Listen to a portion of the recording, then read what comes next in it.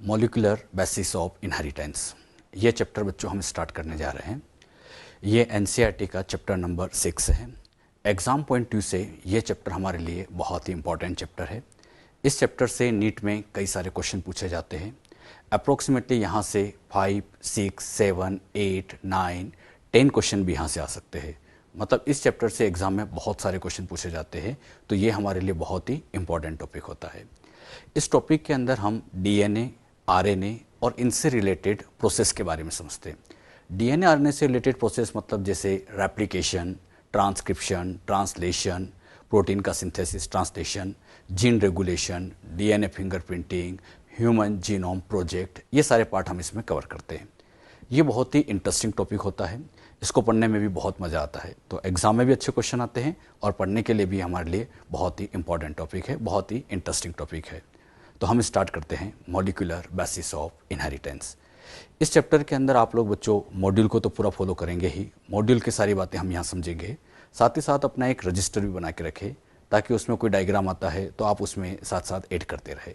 तो आप दोनों से पढ़ें, मॉड्यूल साथ में अपना एक रजिस्टर, और एनसीईआरटी को साथ साथ आप रिवाइज करें। जितना पढ़ाया जाता है एनसीईआरटी में आप उसको डेली पढ़ते भी जाएं। जो भी डाउट है उसको फिर सोल्व किया जाएगा। स्टार्ट करते हैं मॉलिक्यूलर बेसिस ऑफ इनहेरिटेंस। इसके अंदर सबसे पहले हम स्टार्ट करते हैं nucleic acid, DNA and RNA. Nucleic acid के दो सबसे बेस्ट एग्जाम्पल है डीएनए, आरएनए। हम डीएनए, आरएनए इन दोनों की स्ट्रक्चर समझेंगे, ये सेल में कहाँ मिलते हैं वो समझेंगे, किन से मिलकर ये बने होते हैं, क्या इनके फायदे हैं, इन सब बातों को अब यहाँ हम डिटेल में समझेंगे। सबसे पहले हम बात करें डीएनए और आरएनए सेल के अंदर कहाँ प्रेजेंट होते हैं। क्लियर? अगर हम यूकैरियोटिक सेल की बात करें, ये बच्चों आपके सामने एक यूकैरियोटिक सेल है। इस यूकैरियोटिक सेल के अंदर ये न्यूक्लियस है और न्यूक्लियस के चारों तरफ सराउंडिंग जो फ्लूइड होता है उसको हम कहते हैं साइटोप्लाज्म। मतलब ये न्यूक्लियस है और ये साइटोप्लाज्म है। साइटोप्लाज्म के अंदर ही कई सारे सेल ऑर्गेनल्स प्रेजेंट होते हैं। आप जानते भी हैं इन ऑर्गेनल्स में जैसे माइटोकॉन्ड्रिया होता है, इसी तरह से यहाँ पर क्लोरोप्लास्ट मतलब प्लास्टिड होते हैं, राइबोसोम्स होते हैं, ईआर होती हैं, गोल्जी बॉडी होती हैं, लाइसोसोम्स होते हैं। ऐसे कई ऑर्गेनल्स यहाँ आउटसाइड में मतलब साइटोप्लाज्म में प्रेजेंट होते हैं। अब हमें ये देखना है कि कहाँ पर डीएनए होता है और कहाँ पर आरएनए होता है। क्लियर? अच्छा, स्टार्ट करते हैं कि डीएनए आरएनए कहाँ का है। अगर हम डीएनए की बात करें तो सेल के अंदर डीएनए न्यूक्लियस के अंदर आपको दिखाई दे रहा है, साथ ही साथ आपको डीएनए माइटोकॉन्ड्रिया में दिखाई दे रहा है, और इसके अलावा आपको डीएनए प्लास्टिड, क्लोरोप्लास्ट के अंदर दिखाई दे रहा है। यानी डीएनए की सेल में 3 लोकेशन है, न्यूक्लियस, माइटोकॉन्ड्रिया और क्लोरोप्लास्ट। इन तीनों में से सबसे मेन डीएनए हमेशा याद रखिएगा न्यूक्लियस का होता है। न्यूक्लियस का डीएनए बहुत बड़ा होता है, इसकी परसेंटेज भी काफ़ी ज़्यादा होती है। लेकिन अगर हम साइटोप्लाज्मिक डीएनए की बात करें, मतलब माइटोकॉन्ड्रिया और क्लोरोप्लास्ट के डीएनए की बात करें, तो ये काफ़ी छोटा होता है। यानी मेन डीएनए जो होता है हमेशा याद रखिएगा बच्चों, न्यूक्लियस का डीएनए होता है। अच्छा, ये डीएनए न्यूक्लियस के अंदर प्रेजेंट है, और न्यूक्लियस के अंदर प्रेजेंट होता है तो इसी डीएनए को स्पेशली नाम दिया जाता है न्यूक्लियर डीएनए। न्यूक्लियर डीएनए क्यों कहा है? क्योंकि ये न्यूक्लियस के अंदर बैठा है, इसलिए इस डीएनए को नाम दिया जाता है न्यूक्लियर डीएनए। क्लियर? अच्छा, न्यूक्लियस के अलावा ये डीएनए माइटोकॉन्ड्रिया और प्लास्टिड में है। माइटोकॉन्ड्रिया, प्लास्टिड आप जानते हैं कि ये साइटोप्लाज्म में प्रेजेंट होता है। तो साइटोप्लाज्मिक डीएनए है, तो इसीलिए इन डीएनए को स्पेशली नाम दिया गया साइटोप्लाज्मिक डीएनए। इनको साइटोप्लाज्मिक डीएनए कहते हैं। इसी का एक नाम और दिया जाता है extra nuclear DNA. Extra nuclear क्यों कहते हैं? क्योंकि ये न्यूक्लियस के अलावा है। आप देख रहे हैं न्यूक्लियस के अलावा डीएनए प्रेजेंट है, इसलिए नाम दे दिया गया एक्स्ट्रा न्यूक्लियर डीएनए। क्लियर? तो इसे हम साइटोप्लाज्मिक या एक्स्ट्रा न्यूक्लियर डीएनए कहते हैं। तो डीएनए 2 तरह का हो गया, एक तो हो गया न्यूक्लियर डीएनए, एक हो गया साइटोप्लाज्मिक डीएनए। आप ध्यान से एक बात देख भी रहे होंगे कि न्यूक्लियस का जो डीएनए आपको दिखाई दे रहा है डबल स्टैंड है और एक लीनियर फॉर्म में होता है। ये लीनियर फॉर्म में होता है, जबकि ये साइटोप्लाज्मिक डीएनए जो आपको दिखाई दे रहा है तो ये भी डबल स्टैंड। बहुत इंपॉर्टेंट, माइटोकॉन्ड्रिया और क्लोरोप्लास्ट का डीएनए भी होता डबल स्टैंड ही है, लेकिन ये सर्कुलर फॉर्म में होता है। क्लियर? तो यहाँ का डीएनए लीनियर होता है, माइटोकॉन्ड्रिया और क्लोरोप्लास्ट का जो डीएनए होता है डबल स्टैंड के साथ साथ सर्कुलर फॉर्म में प्रेजेंट होता है। अच्छा, डीएनए कहाँ कहाँ होता है ये बात तो हमने समझी। तो डीएनए की 3 location, nucleus, mitochondria and plastid. अच्छा, ये प्लास्टिड 3 तरह के होते हैं। क्लोरोप्लास्ट तो आपके सामने है, इसी तरह से आपने सुना होगा ल्यूकोप्लास्ट और क्रोमोप्लास्ट। उनके अंदर भी डीएनए होता है। मतलब तीनों ही तरह के प्लास्टिड के अंदर डीएनए होता है, इसलिए मैंने यहाँ पर एक कॉमन वर्ड प्लास्टिड लिखा है। प्लास्टिड में सबसे वेल नोन एग्जाम्पल होता है क्लोरोप्लास्ट, तो इस क्लोरोप्लास्ट का नाम हमने यहाँ मेंशन किया। लेकिन आप ये हमेशा याद रखना, तीनों तरह के प्लास्टिड के अंदर डीएनए प्रेजेंट होता है, चाहे वो क्लोरोप्लास्ट हो, चाहे क्रोमोप्लास्ट हो, चाहे ल्यूकोप्लास्ट हो। क्लियर? तो ये बात तो हमने समझी कि डीएनए कहाँ कहाँ है। क्लियर? अब हम बात करते हैं आरएनए की। आरएनए की बात की जाए तो इस डायग्राम में जो जो आपको अब रेड कलर से दिखाई दे रहा है, ये बच्चों यहाँ पर आरएनए है। आरएनए आप ध्यान से देखिएगा, यहाँ पर ये डीएनए से आरएनए बना, मतलब न्यूक्लियस के अंदर आरएनए दिखाई दे रहा है। न्यूक्लियस के अलावा आपको आरएनए माइटोकॉन्ड्रिया में दिखाई दे रहा है। इसके अलावा आपको प्लास्टिड के अंदर दिखाई दे रहा है, साइटोप्लाज्म में फ्री भी दिखाई दे रहा है, और एक स्पेशल ऑर्गेनल राइबोसोम है, इनके अंदर भी आरएनए दिखाई दे रहा है। मतलब ये जो रेड कलर से यहाँ पे बनाया गया, ये रेड कलर वाला कहलाता है आरएनए, और ये RNA nucleus, mitochondria, plastid, cytoplasm में फ्री है और राइबोसोम में भी प्रेजेंट है। मतलब आरएनए की लोकेशन आपको ज्यादा दिखाई दे रही है। क्लियर? एक क्वेश्चन यहां एग्जाम में पूछा जाता है कि सेल में मोर स्कैटर्ड फॉर्म में कौन है, डीएनए है या आरएनए है? तो आप डायग्राम में देख के कह भी पा रहे हैं कि आरएनए आपको बहुत सारी जगह दिखाई दे रहा है, आरएनए ज्यादा जगह दिखाई दे रहा है, इसलिए हम कहते हैं आरएनए सेल में ज्यादा स्कैटर्ड फॉर्म में होता है। क्लियर? तो डीएनए की कहां लोकेशन है, आरएनए की कहां लोकेशन है, ये बात आप बहुत अच्छे से ध्यान रखिए। क्लियर? आगे चीजें आपको बार बार नहीं समझाई जाएगी कि डीएनए कहां होता है, आरएनए कहां होता है, तो ये बातें आप अच्छे से याद रखिए। क्लियर? ये जो बात हमने सीखी थी, ये तो थी यूकैरियोटिक सेल की, जिसमें आप देख रहे हैं ऐसे वेल डेवलप न्यूक्लियस दिखाई दे रहा है। अब हम बात करते हैं प्रोकैरियोटिक सेल की।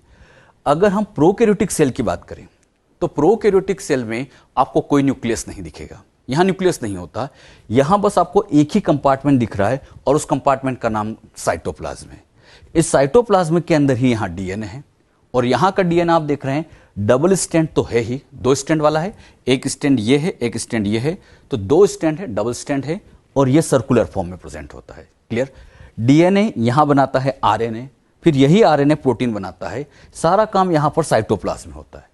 तो प्रोकैरियोट की खास बात ये होती है कि यहां पर डीएनए, आरएनए सब कुछ साइटोप्लाज्म में ही मिलते हैं, क्योंकि यहां न्यूक्लियस जैसी कोई चीज नहीं है, कोई एक्स्ट्रा कंपार्टमेंट नहीं होता है। तो प्रोकैरियोटिक और यूकैरियोटिक सेल में कहां डीएनए है, कहां आरएनए है, ये बेसिक बात अभी हमने सीखी है। क्लियर?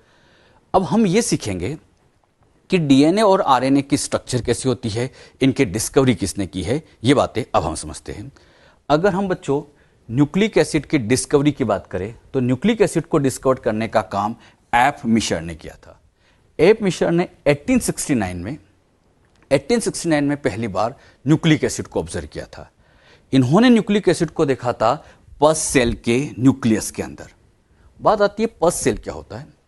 आप लोगों को पता होगा कि कहीं पर जब बॉडी में चोट लग जाती है तो उस जगह पस आने लग जाता है। तो इन्होंने क्या किया कि ये मान लीजिए एक पस सेल है, इस पस सेल का ये न्यूक्लियस है, और इसी न्यूक्लियस के अंदर इन्हें यहां पर एक डेंस मटेरियल देखने को मिला। अच्छा, ये जो डेंस मटेरियल इन्हें दिखा था, ये एसिडिक प्रॉपर्टी शो कर रहा था। क्लियर? तो न्यूक्लियस के अंदर इन्हें एक डेंस मटेरियल दिखा था, और इसी डेंस मटेरियल को इन्होंने स्पेशल नाम दिया न्यूक्लिन। मतलब ये जो डेंस मटेरियल इन्होंने दिखाई दिया था, इसे इन्होंने न्यूक्लिन नाम दिया। न्यूक्लिन नाम इसलिए दिया था क्योंकि ये न्यूक्लियस के अंदर है, और न्यूक्लियस के अंदर है इसलिए इसको नाम दिया जाता है न्यूक्लिन। न्यूक्लिन क्यों कहा? क्योंकि न्यूक्लियस के अंदर है। तो बहुत इंपॉर्टेंट, न्यूक्लिक एसिड की डिस्कवरी का क्रेडिट गया था एफ मिशर को, 1869 में डिस्कवर किया था और नाम दिया था न्यूक्लिन। एग्जाम में क्वेश्चन आ चुका है, न्यूक्लिन टर्म किसने दी है? तो न्यूक्लिन टर्म याद रखिएगा, एफ मिशर ने। इस चैप्टर के अंदर साइंटिस्ट के नाम भी बहुत इंपॉर्टेंट है। एग्जाम में कई बार यहां साइंटिस्ट के क्वेश्चन आ चुके हैं, नीट में कई बार पूछा जा चुका है। तो आप इस चैप्टर में साइंटिस्ट के नाम भी अच्छे से याद रखें, स्पेशली वो साइंटिस्ट हमें याद रखना ही है जो एनसीईआरटी में लिखे हुए। तो एनसीईआरटी के सारे साइंटिस्ट हमें अच्छे से आना चाहिए। क्लियर? अच्छा, बात आती है फिर न्यूक्लिक एसिड टर्म किसने दी? तो न्यूक्लिक एसिड टर्म देने वाले साइंटिस्ट थे अल्टमैन। अल्टमैन ये मिशर साहब के स्टूडेंट थे, और इन्होंने फाइनली अल्टमैन ने ही न्यूक्लिक एसिड नाम दिया था। न्यूक्लिक एसिड नाम इसलिए दिया था क्योंकि ये जो न्यूक्लिन है इसकी प्रॉपर्टी एसिडिक होती है, और एसिडिक प्रॉपर्टी है, इसी बेसिस पे इसको नाम दिया गया न्यूक्लिक एसिड। न्यूक्लिक एसिड क्यों कहा? क्योंकि ये एसिडिक प्रॉपर्टी शो करता है, इसलिए इसको न्यूक्लिक एसिड कहा गया, और ये नाम देने वाले अल्टमैन। तो साइंटिस्ट के नाम अच्छे से याद रखना, मिशर साहब ने तो नाम दिया था न्यूक्लिन, और अल्टमैन साहब ने नाम दिया है न्यूक्लिक एसिड। क्लियर? अब हमें यह सीखना है कि ये न्यूक्लिक एसिड बने किसके हैं, मतलब डीएनए आरएनए ये किसके बने होते हैं ये हम समझे। डीएनए और आरएनए दोनों की बात करें तो दोनों ही हैं पॉलीमर ऑफ न्यूक्लियोटाइड। पॉलीमर को हम सिंपल लैंग्वेज में कह सकते हैं चेन। न्यूक्लियोटाइड की अगर हम चेन बनाएं, न्यूक्लियोटाइड की एक बड़ी सी चेन बनाते जाए तो न्यूक्लियोटाइड की जो चेन होगी उसी को हम न्यूक्लिक एसिड कहते हैं। जैसे मान लीजिए ये न्यूक्लियोटाइड है, ये न्यूक्लियोटाइड है, ये न्यूक्लियोटाइड है, ये न्यूक्लियोटाइड है। अगर इन न्यूक्लियोटाइड को ऐसे अटैच करते जाए, न्यूक्लियोटाइड को ऐसे अटैच करते जाए तो ये न्यूक्लियोटाइड की ऐसी चेन बनती जाएगी, ऐसे यहां पर ऐसे कंटिन्यू चेन बनती जाएगी, और ये जो चेन बनेगी इसी चेन को कहेंगे न्यूक्लिक एसिड। मतलब ये छोटा पार्ट, इतना पार्ट ये न्यूक्लियोटाइड, और ये पूरी होल चेन न्यूक्लिक एसिड बन जाता है। क्लियर। सबसे पहली बात आती है कि न्यूक्लियोटाइड होता क्या है।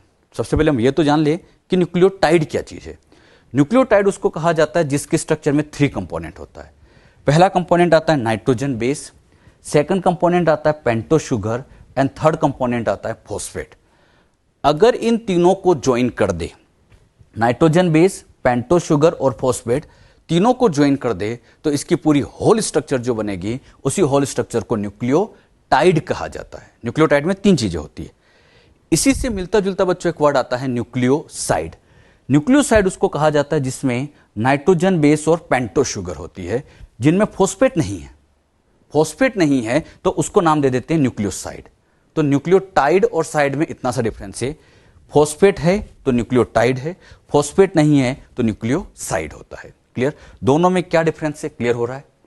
आपको समझाने के लिए मैंने यहां पर क्या किया, ये नाइट्रोजन बेस, इसको शुगर, और शुगर को फिर फॉस्फेट से लिंक किया। अच्छा, नाइट्रोजन बेस से लेके शुगर, फॉस्फेट को हटा दो, नाइट्रोजन बेस से लेके शुगर यहां तक के पार्ट की हम बात करें तो यह पार्ट कहलाता है न्यूक्लियोसाइड। न्यूक्लियोसाइड में क्या इंक्लूड नहीं है, फॉस्फेट। लेकिन अगर फॉस्फेट को भी ज्वाइन कर दिया जाए तो यह पूरी होल स्ट्रक्चर बन जाती है न्यूक्लियोटाइड। न्यूक्लियोटाइड की खास बात क्या है कि इसमें शुगर हमेशा बीच में रहती है। बहुत अच्छे से याद रखना, शुगर को एकदम बीच में रखना है, एक साइड फॉस्फेट जोड़ना है और एक साइड नाइट्रोजन बेस जोड़ना है। यानी बीच में शुगर होगी, एक साइड फॉस्फेट, एक साइड नाइट्रोजन बेस जुड़कर फाइनली बन जाता है न्यूक्लियोटाइड। ये बच्चों यहां पर क्या कहला रहा है, न्यूक्लियोटाइड। इसी तरह से आपको समझाने के लिए ये स्ट्रक्चर और ड्रॉ की, आप ही नाम बताइए इसका। हाँ, इसका नाम हम कह सकते हैं न्यूक्लियोटाइड। Very good. इसी तरह से ये स्ट्रक्चर न्यूक्लियोटाइड, ये स्ट्रक्चर न्यूक्लियोटाइड। ऐसे यहां पर कई न्यूक्लियोटाइड हो सकते हैं। सिखाने के लिए मैंने 1 2 3 4 न्यूक्लियोटाइड बनाए, लेकिन ऐसे न्यूक्लियोटाइड बहुत सारे हो सकते हैं। ये 10⁻6, 10⁻9 कितने सारे हो सकते हैं, मतलब काफी लंबे सारे होते हैं। अच्छा, अब इन न्यूक्लियोटाइड की हमें क्या बनानी है, चेन। चेन बनाना मतलब इसको इससे जोड़ना है। तो जोड़ते टाइम इसका शुगर नेक्स्ट वाले के फॉस्फेट के साथ जुड़ा। कौन सा बॉन्ड से जुड़ा इसको हम थोड़ी देर बाद समझेंगे। इसका शुगर इसके फॉस्फेट से जुड़ेगा, फिर इसका शुगर इसके फॉस्फेट से जुड़ेगा, फिर इसका शुगर इसके फॉस्फेट से जुड़ेगा। जब ये ऐसे जुड़ते जाएंगे तो ये चेन बनती जाएगी, और यहां से लेके यहां तक की ये जो पूरी चेन बन रही है, इसी पूरी होल चेन को हम नाम दे सकते हैं डीएनए, या इसी होल चेन को हम नाम दे सकते हैं आरएनए। मतलब यही डीएनए और आरएनए है। क्लियर। तो डीएनए आरएनए ये पूरा है, लेकिन ये छोटा जो पार्ट इतना सा बना है, इस छोटे सेक्शन को हम नाम दे देते हैं न्यूक्लियोटाइड। क्लियर। पूरी चेन का नाम आप ही बताइए, डीएनए या आरएनए मतलब न्यूक्लिक एसिड, और ये जो छोटा पार्ट है इसको न्यूक्लियोटाइड कह सकते हैं। यानी डीएनए आरएनए ये तो एक बड़ा पॉलीमर है, और ये न्यूक्लियोटाइड एक मोनोमर है। मोनोमर मतलब एक यूनिट। तो यहां पर न्यूक्लियोटाइड एक मोनोमर होगा, और पूरी चेन जो बनेगी उसको हम पॉलीमर कहेंगे। एक बात मैं आपसे पूछना चाहता हूं, डीएनए आरएनए छोटे मॉलिक्यूल हैं या बड़े मॉलिक्यूल, बताइए। डीएनए आरएनए काफी बड़े बड़े होंगे, क्योंकि यहां चेन बनाते जाएंगे तो काफी बड़े बनते जाएंगे। अच्छा, बहुत बड़े बनेंगे तो एक तरह से इनको हम कह सकते हैं मैक्रोमोलिक्यूल। यानी डीएनए और आरएनए दोनों को ही स्पेशली इंक्लूड किया जाता है मैक्रोमोलिक्यूल। तो DNA and RNA both are macromolecule, क्योंकि ये बड़ी साइज के होते हैं, और ये पॉलीमर होते हैं, क्योंकि न्यूक्लियोटाइड को जोड़कर इनकी चेन बनाते जाते हैं। क्लियर। अब बच्चों हम यहां पर यह समझेंगे कि न्यूक्लियोटाइड के जो 3 कंपोनेंट है, नाइट्रोजन बेस, पेंटोस शुगर और फॉस्फेट, इनकी क्या क्या खास बातें हैं। क्लियर। इनकी बातों को हम एक एक करके समझेंगे। अच्छा, एक बात आपसे पूछी जाए, क्या डीएनए आरएनए के अंदर फॉस्फेट होता है क्या? जरा सोचिए, ये पूरा डीएनए आरएनए है, तो आप देख रहे हैं इसमें तो फॉस्फेट है। क्या डीएनए आरएनए में शुगर होती है? बिल्कुल होती है। और डीएनए आरएनए में और क्या होता है, तो नाइट्रोजन बेस। तो नाइट्रोजन बेस, शुगर और फॉस्फेट ये सब डीएनए एंड आरएनए दोनों में होते हैं। बच्चों को डीएनए का नॉलेज तो फिर भी बहुत अच्छा होता है, लेकिन जब आरएनए की बातें आती है तो वो गलती करना चालू कर देते हैं। तो याद रखना, आरएनए में भी शुगर होती है, फॉस्फेट होते हैं, क्योंकि ये भी एक तरह का न्यूक्लिक एसिड ही तो है, बिल्कुल वही डीएनए के जैसा होता है। हाँ, कुछ डिफरेंस है, उसको हम आगे डिटेल में समझेंगे। क्लियर? एक एक करके बच्चों अब हम इन न्यूक्लियोटाइड के सारे कंपोनेंट समझते हैं। सबसे पहले नाइट्रोजन बेस समझेंगे, फिर पेंटोज शुगर समझेंगे और फिर फॉस्फेट की बातें समझेंगे। एक एक करके हम सबको समझते हैं। सबसे पहले नाइट्रोजन बेस। नाइट्रोजन बेस ये 2 टाइप के होते हैं। इन 2 टाइप में सबसे पहले नंबर पे आता है वो है पायरिमिडिन्स और सेकंड नंबर पे आता है वो है प्यूरिन्स। तो ये 2 है, पायरिमिडिन्स एंड प्यूरिन्स। पायरिमिडिन में टोटल 3 एग्जाम्पल है, CUT। C का मतलब होता है cytosine, U for uracil, T for thymine. Short में हम कह सकते हैं कट। तो ये जो कट है ये पायरिमिडिन्स होते हैं और प्यूरिन 2 होते हैं, A एंड G। AG मतलब एडेनिन एंड ग्वानिन। तो एडेनिन ग्वानिन ये प्यूरिन्स होते हैं और कट जो होते हैं ये पायरिमिडिन्स होते हैं। तो नाइट्रोजन बेस ये 2 टाइप के होते हैं। एक एक करके पायरिमिडिन्स और प्यूरिन्स इनकी स्ट्रक्चर भी हम समझते हैं, क्योंकि एग्जाम में इनकी स्ट्रक्चर से रिलेटेड भी क्वेश्चन आता है। सबसे पहले हम बात करते हैं पायरिमिडिन्स की। ये बच्चों पायरिमिडिन्स किनको कहा जाए? पायरिमिडिन्स उनको कहा जाता है जिनके स्ट्रक्चर के अंदर पायरिमिडिन रिंग होती है। अब बात आती है पायरिमिडिन रिंग क्या चीज है। अगर हम पायरिमिडिन रिंग की बात करें तो ये इस तरह की एक रिंग होती है, उसको हम कहते हैं पायरिमिडिन रिंग। इस रिंग को जरा ध्यान से आप समझोगे तो इस रिंग में यहां पर आपको एक कॉर्नर दिख रहा है। ये कॉर्नर रिप्रेजेंट करता है कार्बन को, ये कॉर्नर कार्बन, ये कॉर्नर कार्बन, ये कॉर्नर कार्बन। अब आप ही बताइए कितने कार्बन हो गए? 1 2 3 4 कार्बन हो गए। नाइट्रोजन की बात करें तो 1 and 2 नाइट्रोजन, मतलब 4 कार्बन प्लस 2 नाइट्रोजन की ये जो रिंग बनी है, इसी रिंग का नाम दिया जाता है पायरिमिडिन रिंग। पायरिमिडिन रिंग कितने कार्बन? 4 कार्बन प्लस 2 नाइट्रोजन की रिंग को कहा जाता है। जैसे आप लोग सभी जानते हैं कि अगर बच्चों इस तरह से स्ट्रक्चर ड्रॉ की जाए, ये इस तरह से स्ट्रक्चर ड्रॉ कर दी जाए तो ये इस तरह से बेंजीन बनता है, जानते हैं आप लोग। तो उसी तरह से ये जो स्ट्रक्चर बनी है, इस स्ट्रक्चर का नाम दिया जाता है पायरिमिडिन रिंग। इस पायरिमिडिन रिंग में कार्बन के साथ साथ नाइट्रोजन भी है। अच्छा, कार्बन के साथ नाइट्रोजन है तो ये हेट्रोसाइक्लिक हुआ या होमोसाइक्लिक? अच्छा, इस साइकिल में कार्बन प्लस नाइट्रोजन है तो इसका मतलब इस साइकिल को हम कहेंगे हेट्रोसाइक्लिक। होमो तब कहते जब हर जगह कार्बन कार्बन होता, मतलब यहां भी कार्बन होता, यहां भी कार्बन होता, तो हम इसको होमोसाइक्लिक कहते। लेकिन इसमें कार्बन के साथ एडिशनली नाइट्रोजन भी प्रेजेंट है, इसीलिए हम इसको हेट्रोसाइक्लिक कहते हैं। यानी नाइट्रोजन बेस जो होते हैं ये हेट्रोसाइक्लिक कंपाउंड होते हैं, क्योंकि इनके स्ट्रक्चर में कार्बन के साथ साथ रिंग में नाइट्रोजन भी होता है। तो बहुत इंपॉर्टेंट क्वेश्चन, ये याद भी रखना। नाइट्रोजन बेस होमोसाइक्लिक हेट्रोसाइक्लिक, तो हम कहेंगे हेट्रोसाइक्लिक कंपोनेंट होते हैं। अच्छा, पायरिमिडिन रिंग क्या होती है तो हमने समझा। अब पायरिमिडिन के हमारे पास 3 एग्जाम्पल थे। उन 3 एग्जाम्पल में सबसे पहला आता है साइटोसिन, सेकंड नंबर पे यहां आता है यूरेसिल एंड थर्ड नंबर पे आता है थाइमिन। साइटोसिन, यूरेसिल, थाइमिन, ये जो आपको दिखाई दे रहे हैं ये तीनों ही पायरिमिडिन से। बात आती है इनको पायरिमिडिन कहते क्यों हैं। इनको पायरिमिडिन बच्चों इसलिए कहा जाता है क्योंकि इनकी स्ट्रक्चर के अंदर पायरिमिडिन रिंग प्रेजेंट होती है। ध्यान से आप देखोगे, अगर हम साइटोसिन की स्ट्रक्चर देखें तो यहां पे कार्बन, यहां कार्बन, यहां कार्बन, यहां कार्बन, कितने कार्बन? 4, कितने नाइट्रोजन? 2, मतलब वही पायरिमिडिन रिंग। इसकी स्ट्रक्चर में भी आप देखोगे तो कार्बन कार्बन कार्बन और यहां पर कार्बन, 4 कार्बन 2 नाइट्रोजन, वही पायरिमिडिन रिंग। इसमें भी इसी तरह से पायरिमिडिन रिंग, मतलब तीनों की स्ट्रक्चर में पायरिमिडिन रिंग प्रेजेंट होती है, इसीलिए इन तीनों को कहा जाता है pyrimidines. Clear? Cytosine, uracil, thymine को पायरिमिडिन्स क्यों कहा जाता है? क्योंकि इनकी स्ट्रक्चर के अंदर पायरिमिडिन रिंग है। तीनों में रिंग तो सेम है, तो बात आती है फिर इनमें डिफरेंस क्या है। कुछ ना कुछ तो डिफरेंस होगा, तभी अलग अलग नाम दिया गया। तो बात आती है इनमें डिफरेंस क्या है, तो इनमें जो बेसिक डिफरेंस आता है वो आता है फंक्शनल ग्रुप की वजह से। बहुत ध्यान समझेगा। अगर हम साइटोसिन की बात करें तो इसमें फंक्शनल ग्रुप एक तो आप लोगों को दिखाई दे रहा है NH2, मतलब अमाइनो ग्रुप, और यहां पर एक और दिखाई दे रहा है आपको कीटोनिक ग्रुप। अगर अमाइनो और कीटोनिक ग्रुप है तो इसको नाम दे दिया जाएगा साइटोसिन। अगर यहां पर दोनों साइड पर कीटोनिक ग्रुप लगा दिया जाए, दोनों साइड पर कीटोनिक ग्रुप लगा दिया जाए तो यह बन जाता है यूरेसिल। यहां पर ध्यान से देखोगे बिल्कुल ओ ओ मतलब यूरेसिल के तो जैसा ही, बिल्कुल यूरेसिल के जैसा है, लेकिन एक एक्स्ट्रा मिथाइल ग्रुप यहां लगा रखा है, और मिथाइल ग्रुप लगा रखा है तो ये बन गया थाइमीन। मतलब इन तीनों में बेसिक डिफरेंस आता है फंक्शनल ग्रुप की वजह से, कि फंक्शनल ग्रुप कौन सा है। यहां फंक्शनल ग्रुप NH2O, यहां पर OO, यहां OO तो है ही, साथ ही साथ एक मिथाइल भी लगा रखा है। क्लियर? अच्छा, अगर हम यूरेसिल और थाइमीन को ध्यान से देखें तो दोनों काफी कुछ सेम है, बहुत कुछ सेम है।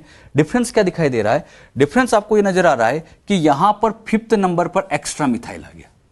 अगर ये मिथाइल नहीं होता, अगर ये मिथाइल नहीं होता तब तो ये यूरेसिल ही था, तो ये यूरेसिल के जैसा ही है, 5th पोजीशन पर मिथाइल है, और 5th पोजीशन पर मिथाइल होता है, इसलिए इसका नाम दिया जाता है 5 मिथाइल यूरेसिल। यानी थाइमीन का दूसरा नाम 5 मिथाइल यूरेसिल है, क्योंकि 5th पोजीशन पर क्या लगा रखा है? मिथाइल ग्रुप लगा रखा है, इसलिए नाम दिया गया 5 मिथाइल यूरेसिल। बात समझ में?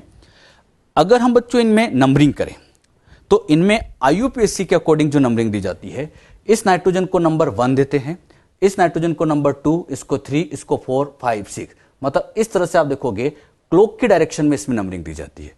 तीनों में नंबरिंग का पैटर्न सेम रहता है, तो तीनों में इस तरह से क्लॉक के डायरेक्शन में यहां पर नंबरिंग की जाती है। बात समझ में?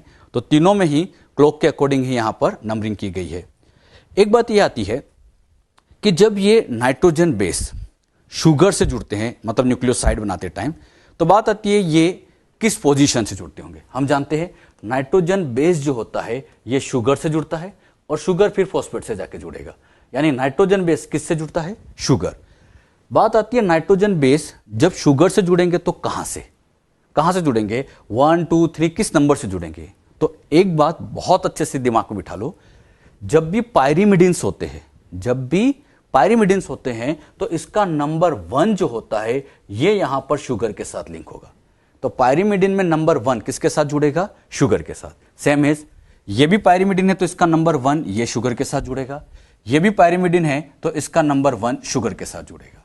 मतलब पायरिमिडिन में एक बात फिक्स है कि यहां नंबर 1 शुगर के साथ जुड़ेगा, फिर ये शुगर इस तरह से फॉस्फेट के साथ जुड़कर न्यूक्लियोटाइड बना लेंगे, इसमें भी इस तरह से फॉस्फेट के साथ जुड़कर फिर ये न्यूक्लियोटाइड बन जाएगा। लेकिन इतना याद रखना, नाइट्रोजन का नंबर 1 शुगर के साथ जुड़ता है। किस केस में? पायरिमिडिन के केस में। क्लियर? तो ये बात भी आप ध्यान रखिएगा कि जो नंबर 1 होता है ये यहां पर शुगर के साथ बॉन्डिंग करता है। कौन सा बॉन्ड बनाता है, इस बॉन्ड को भी अभी हम डिटेल में समझेंगे। अच्छा, जो बात यहां पर समझाई क्लियर। पायरिमिडिन में यह बात याद रखना कि पायरिमिडिन सिंगल रिंग वाले होते हैं, एक रिंग के बने होते हैं, बस डिफरेंस क्या होते हैं कि इनमें फंक्शनल ग्रुप वेरी करता है। अभी जो बातें बच्चों आप लोगों को सिखाई गई ये तो थी पायरिमिडिन्स की। अगले नंबर पे अब हम लेते हैं प्यूरिन्स। प्यूरिन्स की बात करें, प्यूरिन की खास बात ये होती है कि इसके 2 एग्जाम्पल है, एडेनिन एंड ग्वानिन। आप जानते हैं, अब इन दोनों की स्ट्रक्चर हम समझें। प्यूरिन की खास बात ये होती है कि इनकी स्ट्रक्चर में डबल रिंग होती है। जैसे ये बच्चों एडेनिन है और यहां पर आप देखोगे ये ग्वानिन है।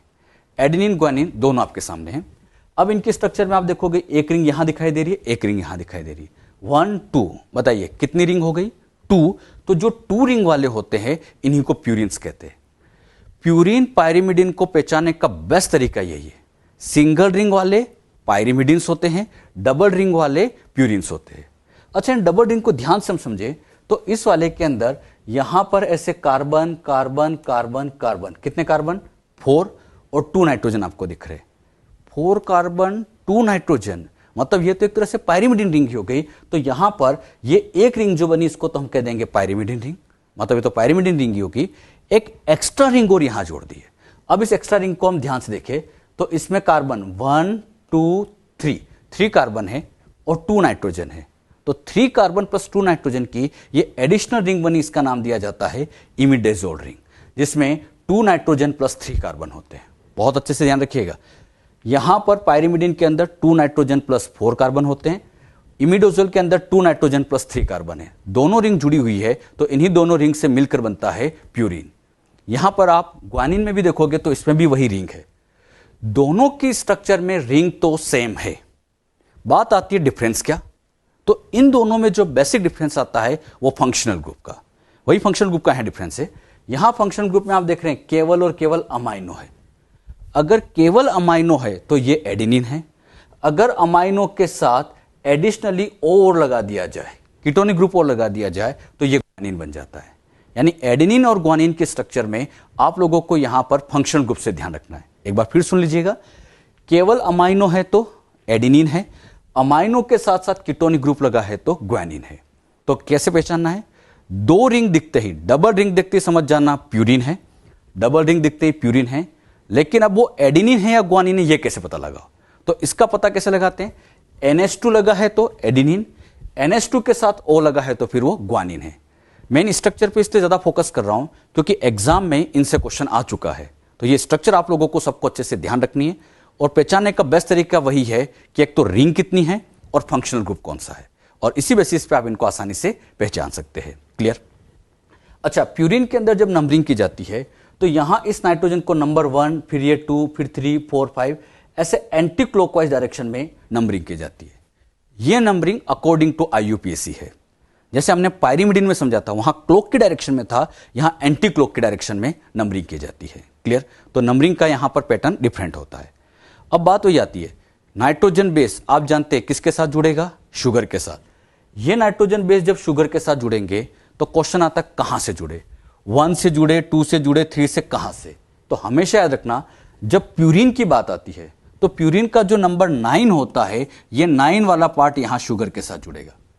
उसमें तो था नंबर 1, एक बार फिर सुन लेना, पायरिमिडिन में तो होता है नंबर 1, जबकि प्यूरिन्स में होता है नंबर 9। तो 9 वाला शुगर से फिर ये शुगर वही फॉस्फेट के साथ कनेक्ट हो जाएगा। क्लियर? तो यहां पे खास बात यही होती है कि इस केस में N9 नंबर नाइट्रोजन 9 ये यहां पर शुगर के साथ बॉन्डिंग करता है। क्लियर? तो दोनों की स्ट्रक्चर आपको अच्छे से आनी चाहिए, प्यूरिन की स्ट्रक्चर कैसी होती है और पायरिमिडिन की स्ट्रक्चर कैसे होती है। क्लियर? अगर हम बात करें DNA और RNA में, इन नाइट्रोजन बेसिस में से कौन से DNA में होंगे, कौन से RNA में होंगे, इन बातों को अब हम समझें। अच्छा, इनको नाइट्रोजन बेस कहते क्यों होंगे? इनको नाइट्रोजन बेस इसलिए कहा जाता है क्योंकि इनकी स्ट्रक्चर के अंदर आपको नाइट्रोजन दिखाई दे रहे हैं। आप देख रहे हैं इनमें नाइट्रोजन दिखाई दे रहे हैं, इसलिए इनको नाइट्रोजन बेस कहा जाता है। और मैं एक क्वेश्चन और पूछता हूं आपसे, ये होमोसाइक्लिक है या हेट्रोसाइक्लिक? तो सभी को आना चाहिए, इसका आंसर आएगा हेट्रोसाइक्लिक, क्योंकि रिंग में कार्बन के साथ साथ एडिशनली नाइट्रोजन भी होता है, तो ये हेट्रोसाइक्लिक है। ये पॉइंट इंपॉर्टेंट है, अच्छे से याद रखिएगा। बात आती है DNA में कौन सा नाइट्रोजन बेस होते हैं और RNA में कौन से होते हैं। अगर हम बात करें DNA और RNA, तो DNA में एडेनिन, ग्वानिन, साइटोसिन है, RNA के अंदर भी एडेनिन, ग्वानिन, साइटोसिन है। दोनों में AGC तो कॉमन है, यहां पर एक्स्ट्रा आ गया T और यहां एक्स्ट्रा आ गया U। ये T और U का डिफरेंस होता है, वेरी इंपॉर्टेंट। DNA के अंदर थाइमिन होता है, जबकि RNA के अंदर यूरेसिल होता है। यही इन दोनों में बेसिक डिफरेंस है, आपको इसी तरह से पहचानना भी है। AGC तो दोनों में कॉमन है। अगर थाइमिन दिख जाए, बहुत ध्यान सुनना, अगर थाइमिन दिख जाए तो समझ जाना वो DNA है, अगर यूरेसिल दिख जाए तो समझ जाना वो RNA है। जैसे एक एग्जांपल मैं आपसे पूछता हूं, ये स्ट्रक्चर बच्चों मैंने आपके सामने बनाई है, अब आप ही बताइए कि ये DNA है RNA? बताइए। यहां पर आप लोगों ने जैसे इस T को देखा, इस T को देख के आपके दिमाग में आएगा कि ये स्ट्रक्चर तो DNA की है। इसी तरह से ये स्ट्रक्चर अब पहचानो, आप पहचान सकते हो कि इसमें U आ रहा है, यहां U आ रहा है, तो U को देख के आप कह सकते हो, U को देख के आप कह सकते हो कि ये RNA है। अच्छा, एक क्वेश्चन और, इस बार मैंने क्वेश्चन में इस तरह से दिया है, अब बताओ बच्चों DNA है RNA? इस बार पहचानना मुश्किल हो जाएगा, क्योंकि ना तो यहां T दिख रहा है, ना यहां U दिख रहा है, कुछ भी दिखाई नहीं दे रहा है। तो इस बेसिस पे हम कह सकते हैं कि ये DNA RNA कुछ भी हो सकता है, मैं भी DNA, मैं भी RNA, DNA RNA में से ये कुछ भी हो सकता है। तो ऐसे एग्जाम में कई बार क्वेश्चन आ जाते हैं कि पहचानो यहां पर ये कौन सा है। तो सीधा तरीका, थाइमिन दिखे DNA, यूरेसिल दिखे RNA, लेकिन दोनों में से कोई नहीं दिखे तब तो वो कुछ भी हो सकता है, मैं भी DNA और मैं भी RNA, ये कुछ भी हो सकता है। बात समझ में? तो अभी आप लोगों को नाइट्रोजन बेस से रिलेटेड सारी बातें आपको समझाएंगे। जो बातें समझाएंगे इन्हीं में से कुछ बातें मैं आपसे पूछता हूं। अगर हम पायरिमिडिन्स की बात करें, सिंगल रिंग, डबल रिंग, तो सबको आना चाहिए पायरिमिडिन मतलब सिंगल रिंग। प्यूरिन की बात करें तो डबल रिंग। पायरिमिडिन में 3 एग्जाम्पल, साइटोसिन, यूरेसिल, थाइमिन, और प्यूरिन में 2 एग्जाम्पल, एडेनिन एंड ग्वानिन। अच्छा, इनमें पहचानने का बेस्ट तरीका कि यहां पर फंक्शनल ग्रुप कौन सा है। मैं एक एग्जाम्पल और आपके सामने लेता हूं। यहां बच्चों मैंने इस तरह से ये स्ट्रक्चर ड्रॉ की है, ये स्ट्रक्चर मैंने ड्रॉ की। अब ये बताइए ये प्यूरिन होगा या पायरिमिडिन। तो आप लोग देख के कह सकते हो सिंगल रिंग दिखाई दे रहा है, सिंगल रिंग दिख रहा है मतलब ये श्योर है कि ये तो पायरिमिडिन है। लेकिन अब ये कौन सा होगा, अगर यहां पे डबल बॉन्ड O और डबल बॉन्ड O लगा देता तो जैसे आपने OO को देखा आप समझ जाओगे कि ये यूरेसिल है।